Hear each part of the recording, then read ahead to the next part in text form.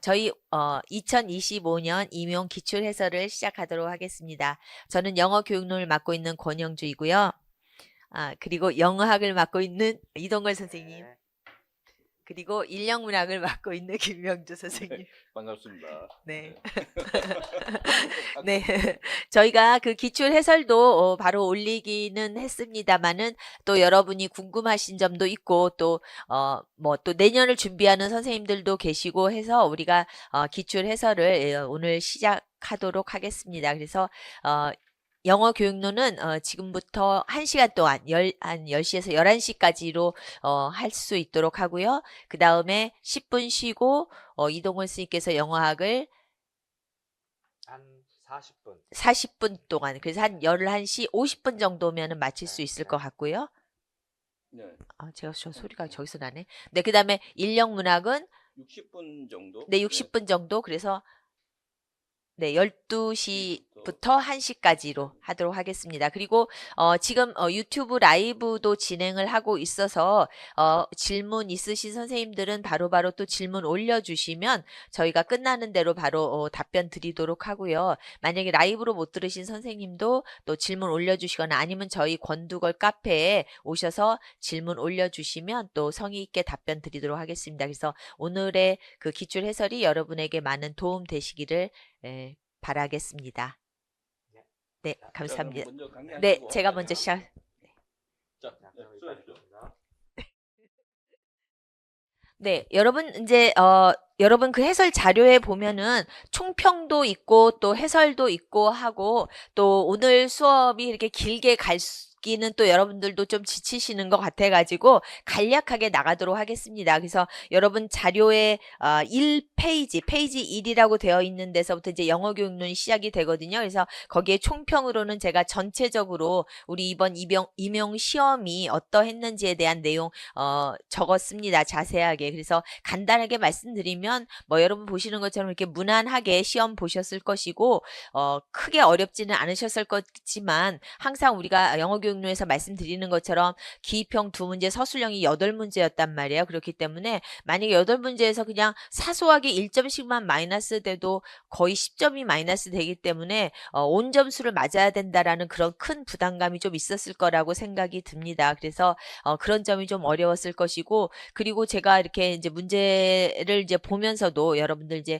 바로 시험 보는 날 사실은 여러분들의 그 시험지를 받아서 거의 한 2시 반에서부터 그 답안을 이제 쓰기 시작했거든요. 그런데 어쨌든 뭐 문제가 많다가 보니까 막 저도 문제를 빼먹고 문제를 기록해서 나중에 이동걸 선생님께서 선생님 뭐 A형 8번 문제 답안 안 내셨어요. 그래갖고 또 부랴부랴 나중에 내고 막 이런 경우도 있었거든요. 그래서 어쩔 수 없이 문제가 많다가 보면 여러분들이 또 오류가 생기는 것도 있고 또 그 이제 나중에 좀 말씀드리겠지만 이제 리딩 전략 같은 거 쓰는 답안에서도 보면은 리딩 전략이 굉장히 막 많았어요. 한 거의 10개가 넘었는데 그 중에서 우리가 2개를 선택해야 되다가 보니까는 또 그 안에서 여러분들이 뭐 헷갈리거나 이런 점들이 있었을 거라고 보입니다. 그래서 그런 것까지 사소한 것까지 작은 것까지도 여러분들이 빼놓지 않고 좀 잘 시험을 치르시는 그러한 어떤 연습이 되는 시간이 되었으면 좋겠습니다. 네, 그래서 바로 문제 1번부터 가보도록 할게요. 우선은 이거는 이제 제가 뭐 간략하게 우리가 항상 기출해설 할 때 하는 것 중에 하나인데 그 좀 적중 문제라고 해서 뭐 몇 가지 좀 뽑아보라고 했는데 제가 봤을 때 제가 7, 8월 모고 4주차 A형 12번을 보니까 그 올해 나왔던 뭐죠 A형 9번 문제, Clarity, Authenticity, Integrity, Skills, Practicality에서 이 내용에서 이제 이걸 찾는 것과 그 7, 8월 제 모고 4주에 Depth, Clarity, Relevance가 바로 이 Real Life Situation이어서 Authenticity에 대한 내용이었어요. 그래서 저는 사실 이게 물론 Authenticity를 제목으로 할 수도 있었는데 이걸 렐러번스로 한 거는 조금 더 약간 어렵게, 그러니까 오센티시보다는 조금 더 어렵게 냈다라고 이제 생각을 했는데 우리 시험 문제에서는 뭐 아주 간단하게 이렇게 오센티시티와 클래러티, 그래서 사실 어떻게 보면은 답도 그 네 개 중에서 선택하는 건데 답도 클래리티하고 그 렐러번스, 오센티시티 똑같이 답을 만들었더라고요. 그러니까 어떻게 보면은 우리가 이제 여러 가지 요소가 있는데 그 중에서도 우리가 이제 어떤 영어 교육론에 있어서 중요한 부분들이 어떤 것이냐라는 그런 논지는 뭐 거의 유사하게 볼 수 있지 않는가 이런 생각을 좀 해보았습니다. 그래서 간단하게 뭐 적중 문제라고 하는 거 하나 만들었고요. 이제 이번에 기평이 두 문제였었죠. 그래서 간략하게 한번 가보도록 하겠습니다. 그래서 네, 우선 가기 전에 오늘은 길게 강의는 하지 않겠고요. 간단하게 여러분들한테 이제 핵심 내용만 좀 말씀을 드릴 건데, 그러기 전에 우리가 이제 전체적으로 영어 교육론에 대한 내용을 한번 이렇게 생각해 보도록 할게요. 그래서 보시면 영어 교육론은 listening, speaking, reading, writing. 특히 이번 시험 문제에서 보면은 정말 실제적인 내용들이 집중이 돼서 나왔어요. 그죠? 그래서 우리가 listening, speaking, reading, writing을 가르치는 것이 전반적인 영어에서 무엇을 가르치느냐에 대한 내용이 될 거라는 것이죠. 그래서 보시면 리스닝과 스피킹을 우리가 함께 뭐라고 부르죠? 스포큰 랭귀지라고 부르고, 그 다음에 리딩과 라이팅은 리튼 랭귀지라고 부르죠. 그리고 또 하나, 이제 이것이 더 중요한 부분일 수 있는데, 리스닝과 리딩을 합해서 뭐라고 한다? 리셉션 영역, 그죠? 이해력. 그리고 스피킹과 라이팅을 합해서 프로덕션, 표현력 이렇게 이야기를 하죠. 그래서 제가 계속 강조했었던 것 중에 하나가 2022 개정교육과정이 이렇게 리셉션과 프로덕션을 중심으로 해서 교육과정이 개정되었기 때문에 그 부분을 여러분들이 꼭 명심하시라 했는데, 이번에도 마찬가지로 리셉션 파트, 그 다음에 프로덕션 파트 이렇게 이제 나눠서 영역이 문제가 나왔어요. 그죠? 그래서 리셉션이라고 하는 건 듣기와 이게 리딩, 읽기. 프로덕션은 스피킹과 라이팅 이렇게 이제 구별이 될 수 있겠죠. 근데 우리가 이것을 과거에서처럼 리스닝, 스피킹, 리딩, 라이팅 이렇게 따로따로 개별해서 보기보다는 왜 그러면 리셉션으로, 왜 프로덕션으로 묶어서 보는가를 한번 생각해 봐야지 돼요. 그러면 2022년 개정 교육과정, 즉 이제 그때부터 지금으로부터 이제 또 향후 몇 년간은 이 개정 교육과정을 쓰게 될 것인데, 이때는 왜 굳이 리스닝, 스피킹, 리딩, 라이팅을 따로따로 하기보다는 이렇게 묶어서 했느냐라고 하는 것을 보면은 그 대표적인 이유가 바로 무엇이다? 바로 이렇게 했을 때 무엇을 인터그레이티드한 스킬즈를 가르치기가 훨씬 더 쉽다라는 말이죠. 그래서 이걸 따로따로 해서 가르치기보다는 그냥 리셉션하고 프로덕션 오늘 수업할 거야. 그러면은 훨씬 더 간결해지면서도 학습자들에게는 인터그레이티드 스킬즈를 가르치기가 더 쉬워진다라는 거죠. 그래서 이렇게 인터그레이티드 스킬즈를 가르치게 되면은 오센티시티와 리인포스먼트가 높아질 수 있다. 이렇게 이야기될 수 있겠습니다. 그래서 계속해서 이러한 내용들이 우리가 어떤 뭐 문제라든지 또 영어 교육론의 뭐 수업 실현이라든지 이런 데서 계속 보게 되는 영역들이 되는 거예요. 그죠? 그래서 한 번 더 나아가서 한번 생각을 해보면, 우리가 영어 교육론을 제가 항상 나눌 때는 가장 크게 뭘 어떻게 나눈다라고 했어요. 스트럭처럴 어프로치와 커뮤니커티브. 영어 교육론의 가장 큰 대표적인 건 이거예요. 그러니까 하나는 작게 언어적으로, 하나는 크게 내용적으로 이렇게 가르친다라는 거죠. 그래서 이것을 우리가 또한 다시 한번 리셉션과 프로덕션으로 해서 또 한번 나눠볼 수가 있어요. 그죠? 그래서 보시면 이 스트럭처럴 쪽으로 리셉션을 본다라는 것은 어떤 어프로치에서 보는 거다? 디코딩 어프로치. 그죠? 즉 파닉스 어프로치에서. 반대로 리셉션을 커뮤니커 형식으로 본다라고 하는 것은 홀 랭귀지 어프로치에서 본다라는 것이죠. 그래서 그 말은 스트럭처럴적인 어프로치에서 디코딩, 파닉스로 본다라는 것은 무엇을 중심으로 해서? 사운드, 즉 랭귀지를 중심으로 해서 본다라는 것이고, 커뮤니커티브에서는 미닝을 중심으로 해서 본다라는 거죠. 그렇기 때문에 즉 여기서는 바텀업 프로세싱으로 언어를 분석하는 거예요. 그죠? 그리고 반면에 커뮤니커티브에서는 탑다운 어프로치로 언어를 분석한다라는 것이죠. 그래서 이렇게 우리가 리셉션을 이렇게 이제 어느 정도 이야기를 하고 그 다음에 프로덕션에서는 리셉션에서 하나 더 이야기를 하면 이 사운드 랭귀지로 바텀업으로 이해를 하는 것은 인텐시브, 즉 인텐시브 리스닝이나 인텐시브 리딩의 파트가 되는 것이고 커뮤니커티브에서는 그 반대로 익스텐시브 리스닝과 리딩으로 이어질 수 있다. 우리가 이렇게 이야기할 수 있겠습니다. 그 다음에 프로덕션을 한번 보시면 스트럭처럴적인 파트에서의 프로덕션은 오디오 링규얼 메서드에서, 그죠? 이것은 주로 무엇을 활동을 했다? 드릴 활동을 했었죠. 그죠? 오디오 링규얼 메서드에서는 주로 드릴 활동의 수업을 했었다라고 한다면 커뮤니커티브에서는 우리가 이제 커뮤니커티브 랭귀지 티칭이라고 하는 것은 주로 태스크를 중심으로 해서, 그래서 실제적으로 학습자들이 어떠한 태스크를 수행하느냐가 중심이 되었었다. 이렇게 이야기할 수 있겠습니다. 그래서 오디오 링규일 때는 어떤 걸 가르쳤어요? 디터민드한 랭귀지를 가르쳤다라고 한다면 이 프리디터민드한 랭귀지의 반대편에는 뭐가 있을까요? 그러면 크리에이티브한 어떤 액티비티가 나타날 수 있다라는 것이죠. 그래서 즉 다시 말하면 이때의 프로덕션은 애큐러시가 중요했을 때예요. 그죠? 애큐러시가. 그래서 정확하게 언어를 말하는 프로덕션이 중요했다라고 하면 이때는 플루언시, 즉 의미에 집중을 해서 학습자들이 자신의 의미를, 자신의 목소리를, 우리가 이 플루언시라고 하는 것은 자신의 목소리를 내는 걸 이야기하는 거예요. 여기서 목소리는 뭐 소리뿐만이 아니라 자신의 내용을 갖고 자신이 말하는 것을 이야기하는 것이죠. 그렇기 때문에 이걸 다 합해서 이야기를 한다라고 하면은 이 스트럭처럴 파트 때는 티처가 중심이었다라고 하면 커뮤니커티브 때는 학습자가 중심인 이런 수업이 된다. 이렇게 우리가 이야기할 수가 있겠습니다. 그래서 우리가 이렇게 크게 영어 교육론에서 있어서 우리 문제에서 나왔던 걸 한번 보시면 이렇게 인텐시브한, 그죠? 리셉션에서 인텐시브한 리스닝을 할 수 있고 프로덕티브에서는 크리에이티브한.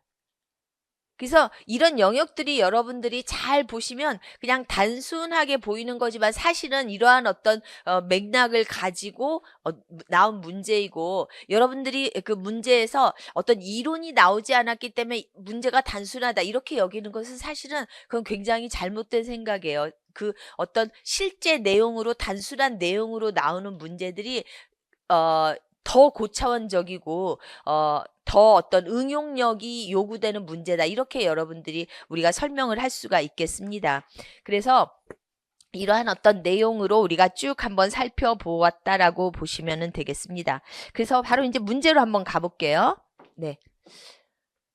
제가 10문제니까 간단하게 볼게요. 우선 1번 문제는 바로 우리 이렇게 보이는 것처럼, 그래서 저는 이 문제를 이렇게 보면서 정말 재밌다라는 생각을 했어요. 이 문제는 여러분 그대로 똑같이 2017년인가요? 그대로 그 교재론 문제에서 modifying, adding, deleting, reordering의 내용이 나왔었던 문제였어요. 그죠? 그 중에서 이제 modifying의 문제를 나오는 건데 뭐 어렵지 않게 여기 나왔던 거니까 답을 주셨을 거라고 생각을 하고, 저는 보면서 좀 제가 눈여겨봤던 것 중에 하나는 와, 이렇게 그림도 중요하다 이런 생각이 들었어요. 여기는 어떤 미국 아저씨 같은 사람이 나와서 뭐 운전하고 뭐 요리하고 이런 게 나왔지만 여기 그림에는 우리 학생 친구 중에 하나가 버스 타고 가고 선생님 수업 듣고 이러한 진짜 활동을 가지고 이야기를 하잖아요. 그러니까 이만큼 뭐가 연결이 돼야 된다. 이 어댑티드 버전에는 relevant, 그죠? 이 relevant라는 말이 우리 그 다음에 문제에도 나오는 authenticity. 네, authenticity라는 말이 그대로 authenticity, 네, 라는 말이 그대로 연결되는 표현이죠, 그죠? 그래서 바로 학습자의 실제적인 어떤 내용과 연관시키는 modifying 된 자료였다. 이렇게 우리가 이야기를 할 수가 있겠습니다. 네, 재밌는 문제였어요, 그죠? 그림까지 막 나와서. 네, 그 다음에 4번 문제 볼게요. 네, 4번 문제 보시면 이제 문제 처음 시작부터 two teachers라고 이야기를 시작을 하면서 두 교사의, 제가 지금 하이라이트 계속 쳐놓은 것처럼 뭐에 대한 이야기예요? 그 어세스먼트에 대한 이야기인데 얼마나 컨시스턴트한가에 대한 거. 그래서 이 consistency 하다라는 것은 바로 뭐에 대한 이야기다? reliability라는 것을 우리가 알 수 있고요. reliability라는 것을 알 수 있고 계속해서 consistency 이야기가 나오죠. 그 다음에 하나는 이제 마지막 부분에서 답을 써야 될 때의 포인트는 싱글레이터, 한 명에 대한 것이 아니라 여러 명의 consistency를 이야기하는 거다. 그래서 뭐가 된다? 인터레이터.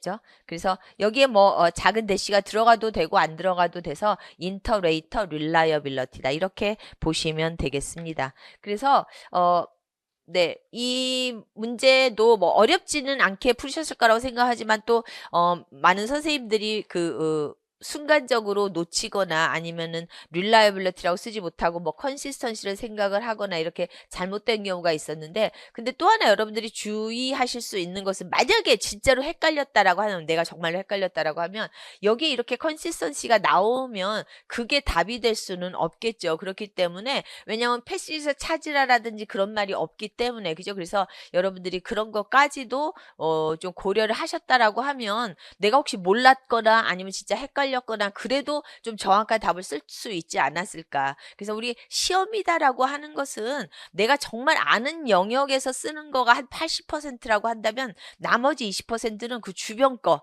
그죠? 그 어떤 문제에서 찾는 단서라든지 아니면 어떤 뭐 내가 실수한다라든지 그런 것까지가 다 합해져서 그 점수가 나오는 거기 때문에 여러분들이 좀 그런 것까지 고려해 주시면은 좋겠다라는 말씀 한 번 더 드리겠습니다. 네, 그 다음에 8번으로 가볼게요. 네.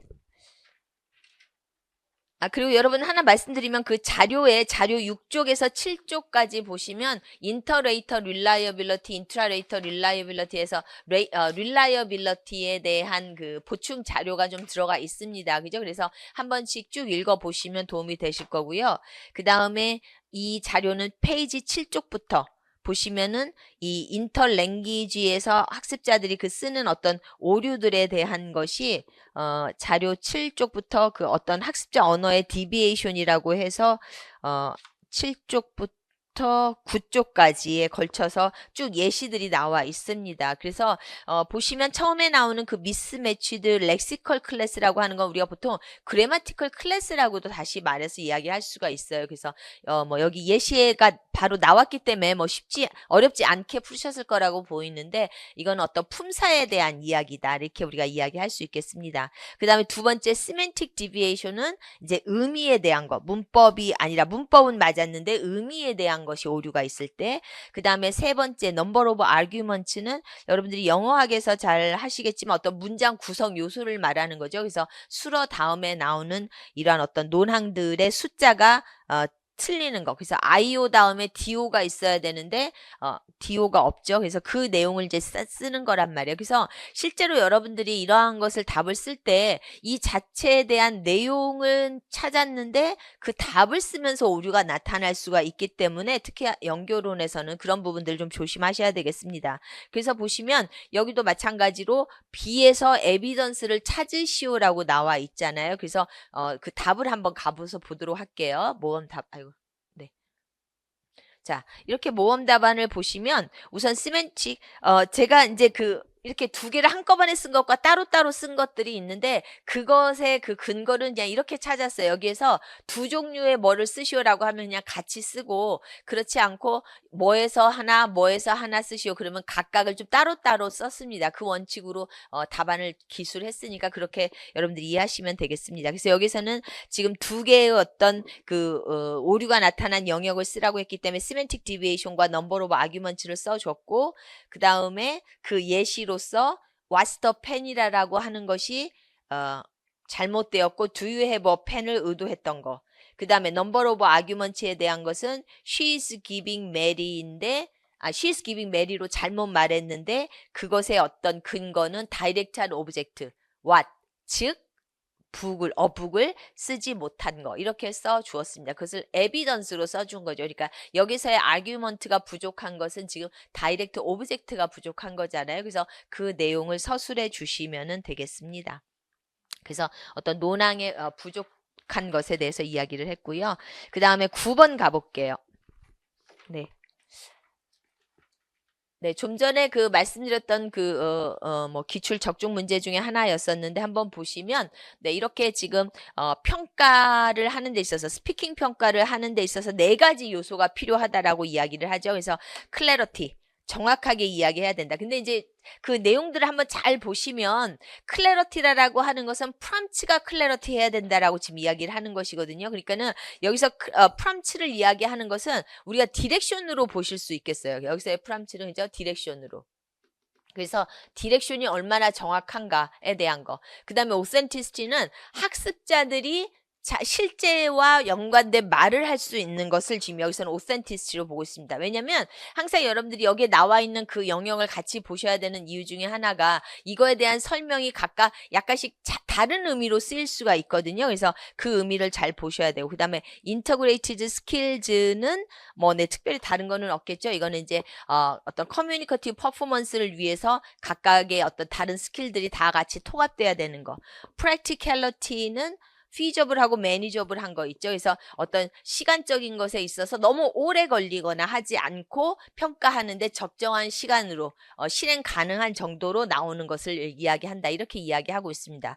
그래서 여기에서 아이템 1과 아이템 2에 적용된 이 평가의 영역을 프린서플 원리를 기술하시오라고 이야기하고 있잖아요. 그래서 아이템 1을 보면은 학습자들이 리얼 라이프 컨텍스트에 이렇게 연관되어 있다라고 하죠. 그래서 그대로 오센티시티가 여기에 연관된다라고 이야기할 수 있겠고, 아이템 2 같은 경우는 clearly described the sort of response. 그래서 어떤 응답이 나와야 될지가 명확하게 나와 있는 거죠. 그래서 디렉션이 명확한 것이다. 이렇게 이야기할 수가 있겠습니다. 그래서 오센티시티와 클래러티에 대한 것이다라고 보시면 되겠습니다. 그래서 그대로 모험 답안으로 한번 가보도록 할게요. 그래서 보시면 authenticity가 apply to item 1에, 그래서 student responses were related to their experience with a friend in real life context에, clarity는 item 2에, 그래서 description of task item was so clear that students understood what response types that they were expected to make. 그래서 학생들이 어떤 답을 만들어야 될지가 명확하다라고 이야기할 수가 있겠습니다. 그래서 각각에 대한 거 1점씩으로 해서, 그죠? 그래서 identify 하는 항목 1점, 그 다음에 evidence 1점 이렇게 해서 써주시면 되겠습니다. 그래서 말씀드렸던 것처럼 이러한 어떤 디렉션이 나올 때 그 부분, 그 나온 부분에 대한 설명도 함께 간단하게 읽고 그것에 대한 서술을 해주셔야지 되겠습니다. 왜냐하면 서술을 하게 될 때 거기에 나와 있는 그 항목이 어떤 서술의 포인트가 되어야지 되기 때문에 여러분들이 그냥 여러분 생각으로 클래러티나 어떤 뭐 오센티시티나 이런 것을 그냥 적어버리면 약간 오류가 나타날 수가 있어요. 그죠? 그래서 그 항목에 나타나 있는 그 설명문을 가지고 서술해 주시는 것이 명확할 수 있겠다라고 이야기할 수 있겠습니다. 네, 그 다음에 11번 가볼게요. 네. 자, 11번이 바로 이제 리셉션과 프로덕션이 나오는 문제였네요. 그죠? 그래서 보면 이제 우리나라 교육 과정에서 이제 이렇게 이제 어떤 수업 목표를 정한다라는 거죠. 그래서 과거에 리스닝 목표, 스피킹 목표 이렇게 따로따로 했다라고 하면 이제는 리셉션 목표, 프로덕션 목표 이렇게 하겠다라는 것이죠. 그래서 내년에서부터 이제 중학교 1학년, 고등학교 1학년이 바로 이러한 어떤 개정 교육 과정이 그대로 적용된다라고 보시면 되겠습니다. 그래서 한편으로는 내년부터는 수업 실현의 어떤 그 디렉션이나 이런 것들도 좀 달라질 거라는 생각이 드네요. 자, 그래서 우선 보시면 리셉션 파트 보시면 우선 학습자들이 어떤 발음을 인식할 수 있는 거, 그 다음에 스페시픽한 디테일을 알아낼 수 있는 거, 그 다음에 리트럴과 임플라이드 미닝을 구별할 수 있는 것으로 리셉션의 목표를 정하고 있고요. 그 다음에 프로덕션의 목표는 학습자들이 이벤트의 시퀀스를 설명할 수 있는 거, 그 다음에 간단한 저널 레터를 쓸 수 있는 거, 그 다음에 어떤 타픽에 대해서 논쟁을 할 수 있는데 그것을 respectful manner로 설명할 수 있는 것을 이야기할 수 있겠습니다. 네, 그래서 보시면 지금 이제 처음에 나오는 그 스텝 1에서 보시면 이거는 이제 브레인스토밍 파트이죠. 그래서 어떤 리셉션이나 프로덕션이라기보다는 물론 프로덕션의 한 파트이기는 한데 여기서는 지금 어떤 실제로 학생들이 어떤 라이팅이나 스피킹이나 이런 것을 만들어낸다라기보다는 자신들의 어떤 경험에 대해서 이야기할 수 있는 간단한 그 브레인스토밍 단계가 되었고요. 그 다음에 스텝 2로 가보면 지금 여기 이제 스텝 2와 스텝 3가 이렇게 나타나고 있는데 스텝 2에서 보시면 지금 리스닝으로 이루어지고 있죠. 첫 번째 파트가 그죠? 그래서 리스닝으로 그 다음에 두 번째가 이제 학습자들이 라이팅으로 이렇게 됐단 말이에요. 그래서 이게 리셉션이고 이게 프로덕션이다라는 것을 우리가 어느 정도는 기본적으로 갈 수 있고요. 그 다음에 이 리스닝 파트에서는 이렇게 true, false, 그 다음에 학습자들의 어떤 컨선에 대해서 매칭하는 것으로 이렇게 디테일에 대한 것을 알아내는 방법이다. 근데 여기서 그 우리가 에비던스를 B에서 찾으라고 하고 있기 때문에 A에 있는 파트의 내용을 보고 여러분들이 이 B 파트, 즉 true, false 를 마크하거나 또 컨선에 대한 것을 매칭함으로써 내용을 이해한다라고 써주시는 것이 맞겠습니다. 그 다음에 여기에서는 이제 라이팅 파트가 되었죠. 그런데 라이팅 룰즈를 쓰는 것인데 무엇을 가지고 이러한 어떤 useful expression을 가지고 그리고 여기서 이제 뭐 좀 간단하지만 여기서 나름대로 그 문제를 만들기 위해서 좀 쓴 것은 respectful하고 이제 polite를 이렇게 연결을 시켰겠죠. 그죠? 그래서 제가 항상 그 우리 문제풀이 할 때도 항상 말씀드렸던 것이 분명히 A 파트에 있는 어떤 것이 B 파트에 나올 것이기 때문에 그것을 이렇게 연관시켜서 이제 여러분들이 답을 쓰라라는 말씀을 많이 드렸습니다. 그래서 B 파트에 있는 이 polite한 어그리먼트와 디스어그리먼트를 위해서 이 writing rules를 쓴다라는 것을 써 주시면 되겠습니다. 그래서 네. 보시면 이렇게. 그래서 제가 모음다화를 약간 고쳤는데요. 여기서 프로덕션 파트에서 identify 하지 않고 write rules with 이렇게 고쳤습니다. 그죠? 그래서 프로덕션 파트이기 때문에 조금 더 명확하게 write 한다라고 쓰는 것이 맞겠습니다. 그래서 학생들이 이러한 어떤 어그리먼트와 디스어그리먼트에 대한 표현을 가지고 쓸 수 있도록 하는 것, 거기까지가 바로 이 프로덕션에서 요구하는. 그리고 이제 리셉션 파트에서는 학습자들이 디테일한 내용, 그죠? true, false나 또 어떤 컨선에 대한 것을 매칭하는 내용으로 연결시키면 되겠습니다. 네, 그 다음에 A형의 12번 가보도록 할게요. 네, A형의 12번은 메타코그니티브 어웨어니스라고 해서 리딩 스트래터지에서 메타코그니티브한 어떤 전략을 지금 이야기하고 있어요. 그래서 우리가 항상 이야기하는 것 중에 하나가 이 리스닝, 스피킹, 리딩, 라이팅 할 때 앞에서도 말씀을 드렸지만 이렇게 리스닝, 스피킹, 리딩, 라이팅 할 때 죄송해요. 가장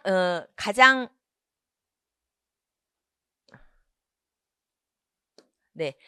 가장 전략이 필요한 파트가 어느 파트일까요? 가장 전략이 필요한 파트. 가장 전략이 필요한 파트는 바로 이 리딩 파트라는 거예요. 그죠?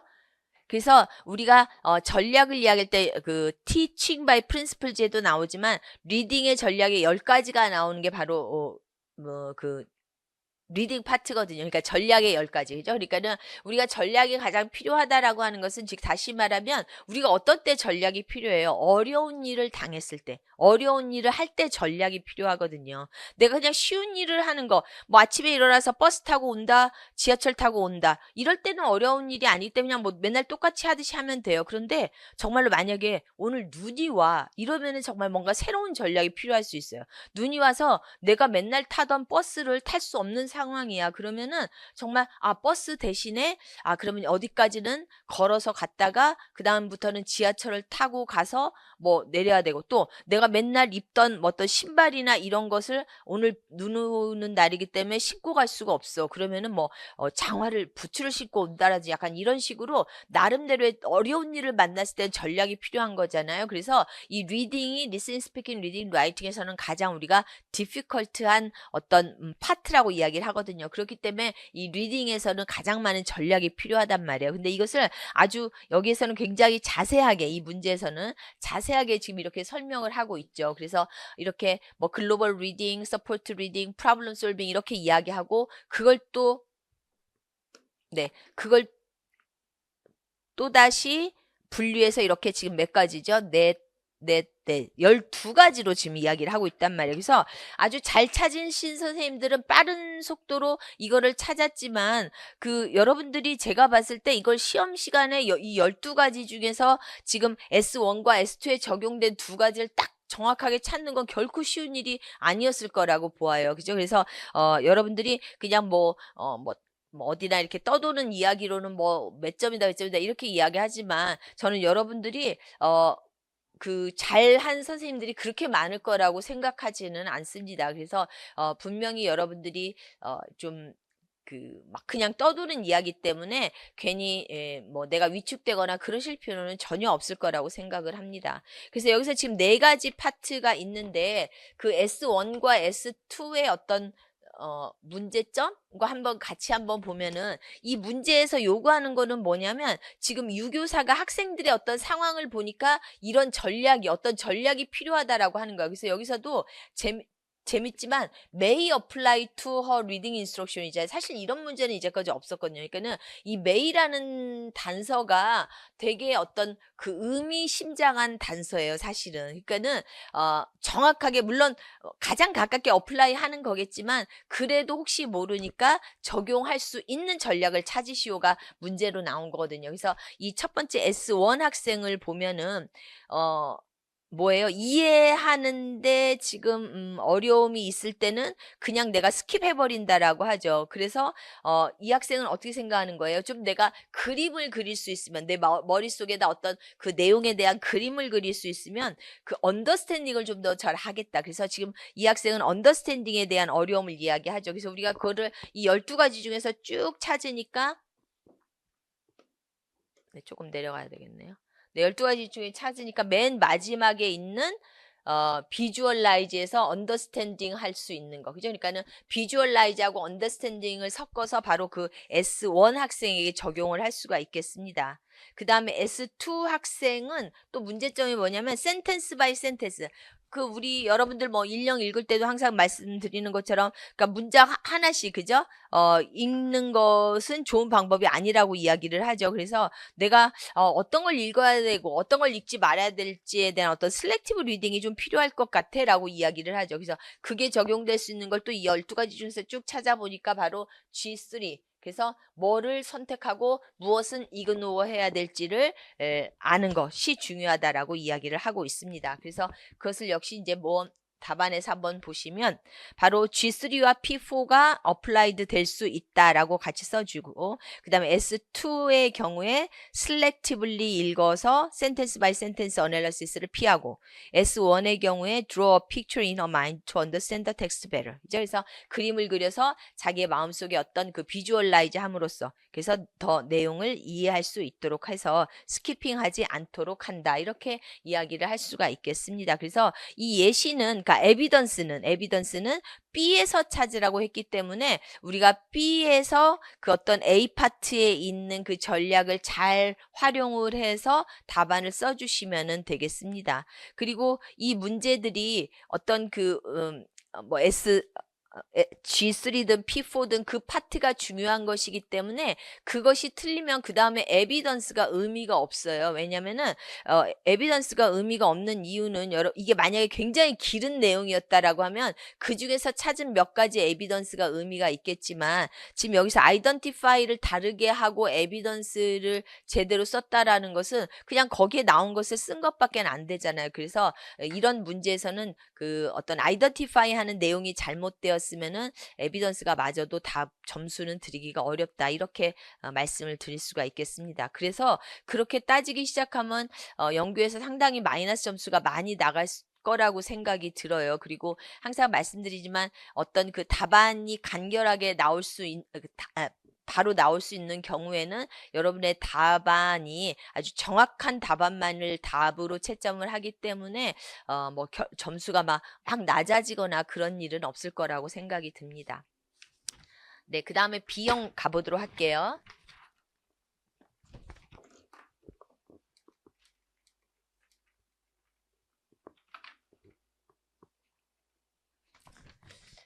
네, B형도 문제를 보시면 위크 1에서부터 위크 6까지 있어요. 그래서 이게 여러분들이 정말 저는 그 짧은 시간에 그리고 긴장된 상황 속에서 이 많은 내용을 보고 답안을 바로바로 찾는다라는 게 결코 쉬울 거라고 생각이 들지 않아요. 그래서 항상 말씀드리지만 저는 정말 이 문제를 이렇게 여러분들이 풀고 쓰고 했다라는 게 정말 감탄스러울 정도로 여러분들이 대단한 일을 하신 거예요. 그죠? 그래서 여기서도 보면은 지금 프로젝트 베이스드 러닝에 대한 이야기가 나오죠. 저는 이거 보면서 좀 뭐 우습다라고 하는 건 웃기지만 이거를 보면서 좀 와, 정말 재밌다 이렇게 생각한 것이 제가 지금 이제 2차 이제 내용을 준비하고 있잖아요. 그러면서 이 모든 내용들이 사실은 프로젝트 베이스 러닝으로 끝나는 것들이 굉장히 많았거든요. 이렇게 어떤 면접에서 답안을 쓰거나 어떤 뭐 대책을 쓰거나 또 이런 거 할 때 그래서 이 프로젝트 베이스 러닝이 정말 지금의 어떤 대세일 수밖에 없겠구나라는 생각을 다시 한번 하게 되었습니다. 여기도 마찬가지로 이제 PBL 수업에 대한 이야기, 즉 PBL 수업이 바로 인콰이리 프로세스이기 때문에 더욱더 그렇다라는 거예요. 그죠? 우리 인콰이리는 곧 뭐예요? 디스커버리잖아요. 그죠? 그래서 지금의 수업은 교사가 주도하는 것이 아니라 학습자가 디스커버리하는 이러한 어떤 수업 방식을 이야기하는 PBL을 이야기하고 있습니다. 그래서 바로 이제 이 부분에 학습자를 중심으로 해서 그러니까는 PBL의 가장 큰 장점은 뭐다? 학습자 중심 수업이다라는 거예요. 그래서 처음 시작부터 바로 Students collaboratively set the goal and scope 이렇게 시작하는 것처럼 바로 Student Centered 수업이다라는 걸 아주 명시적으로 이야기하면서 목표 세우고 학습자들이 컨트롤하고 그 다음에 학습자들이 내용도 다 결정하고 그 다음에 Integrated Skills로 수업을 이루고 그 다음에 역시 학습자들이 컬래버레이티브해서 팀과 함께 프로젝트를 만들고 그 다음에 프리젠테이션 하고 그 다음에 평가한다. 그래서 여러분 그 자료의 11쪽에서 13쪽 보시면 네, 그 전 것도 좀 있었지만 자료 11쪽에서 13쪽 보시면 프로젝트 베이스 러닝에 대한 그 과정을 구체적으로 다시 한번 이렇게 쭉 정리를 해 놓았습니다. 그래서 이 지금 과정, 지금 여기 위크 1에서부터 위크 6까지 나오는 그 과정이 그대로 이렇게 우리 자료 11쪽에서부터 13쪽까지 다시 한번 여러분들이 보실 수 있겠습니다. 그래서 지금 이 수업을 이제 이렇게 쭉 진행하려고 하는데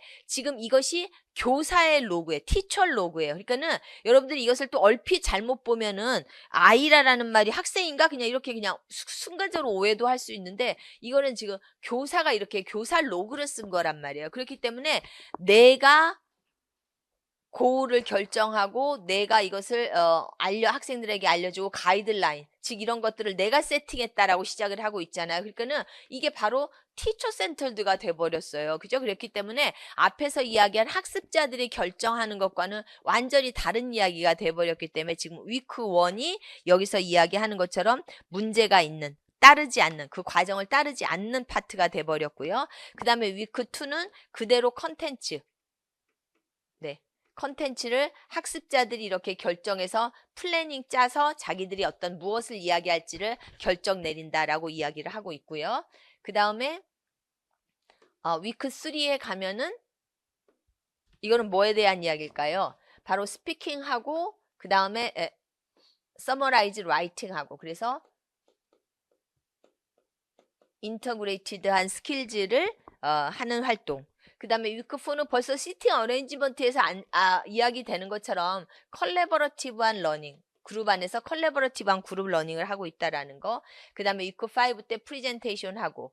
그 다음에 이제 위크 8에 가서, 위크 6에 가서 평가를 하는데 이게 뭐예요? 학습자들의 브로셔를 가지고, 이 브로셔를 가지고 평가한다라는 건 뭐예요? 즉, 학습자들의 프로덕트. 우리가 예전 문제에서도 계속 나왔지만 어떤 아웃컴을 가지고 평가한다라는 것이죠. 그렇기 때문에 앞에서 이야기한 프로세스에 대한 평가가 있다? 없다?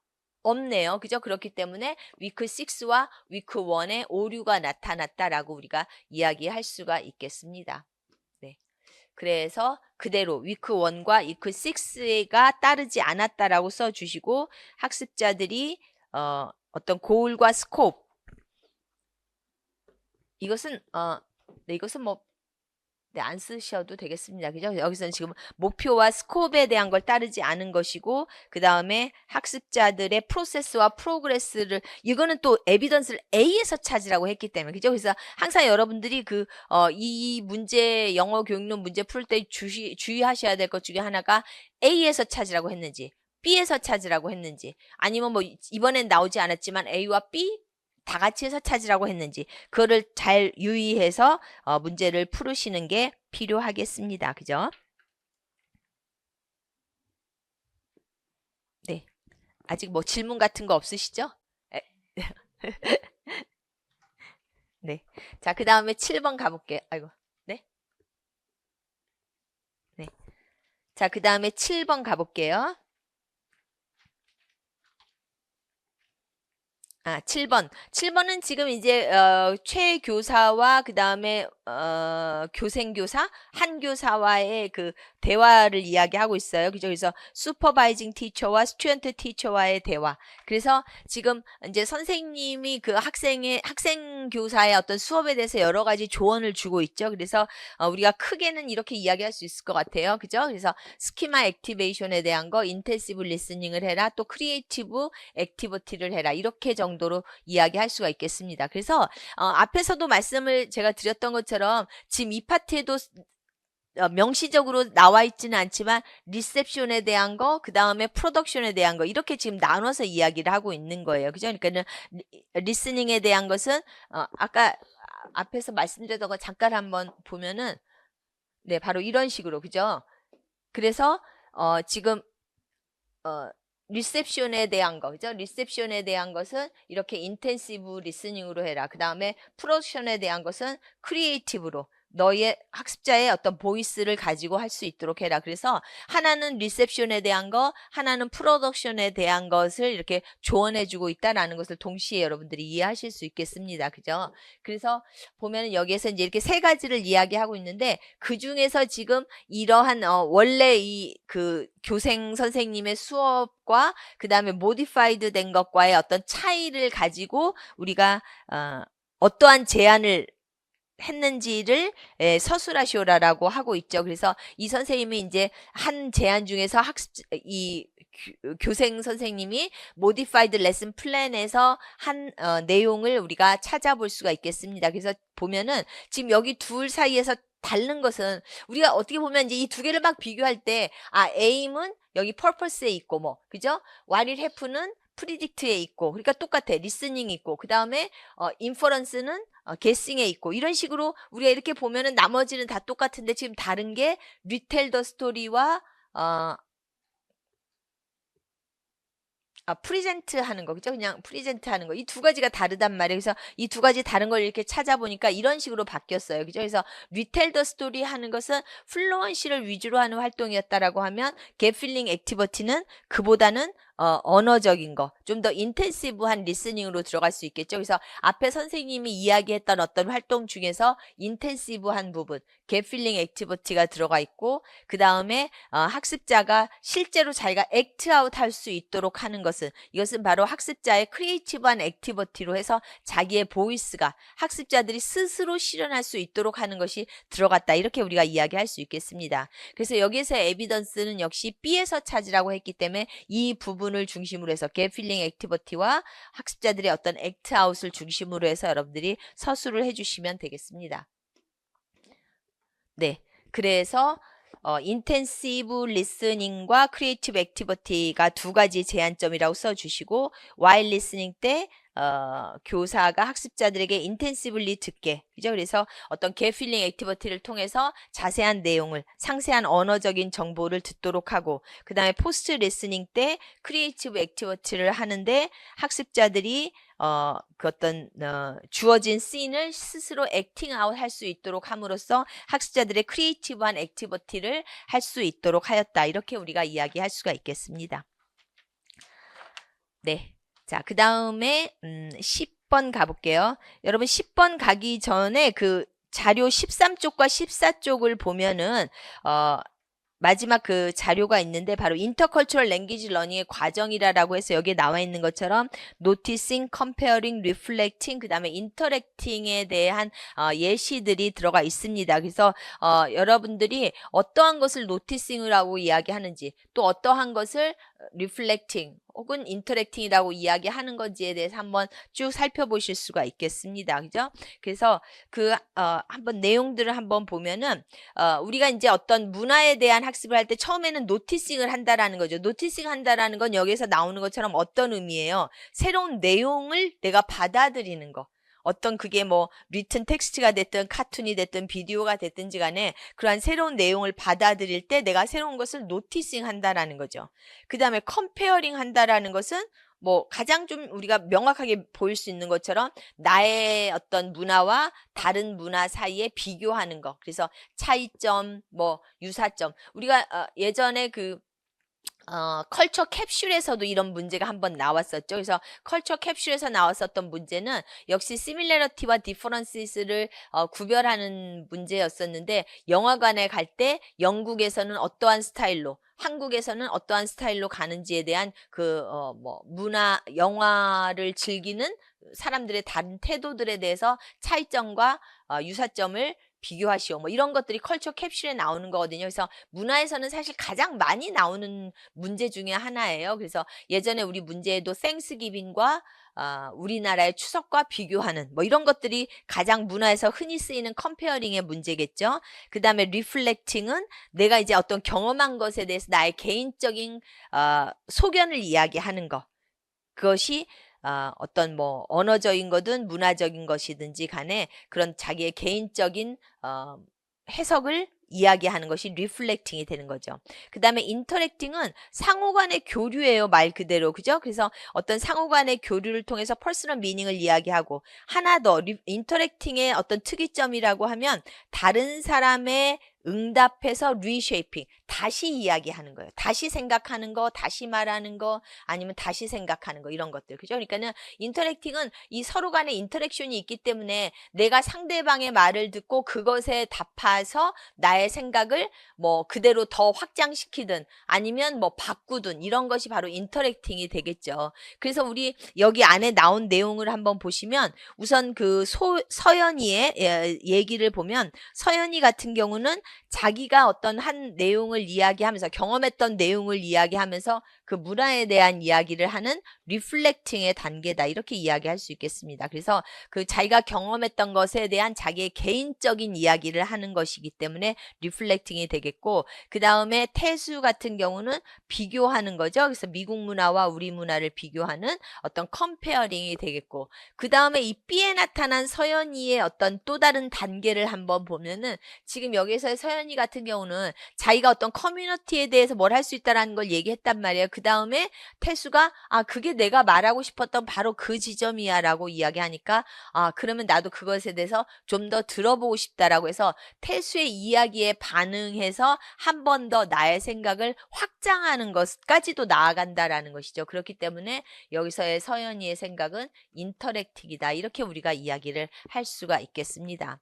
그래서 답안은 아주 여기서는 제가 각각 1점씩처럼 리플렉팅 단계, 컴페어링 단계, 그 다음에 인터랙팅 단계 이렇게 해서 각각 1점씩이고 그 다음에 에비던스를 이제 태수의 응답으로 태수의 코멘트를 받아서 자기가 생각한 것을 확장시킨다 이렇게 서술을 해 주시면 되겠습니다. 그래서 그렇게 여러분들이 각각에 대한 어떤 어떤 정의를 보고 그것을 응용하는 그죠? 적용하는 문제다라고 보시면 되겠습니다. 그 다음에 B형의 11번 가볼게요. 이제 B형의 마지막 문제이고요. 보시면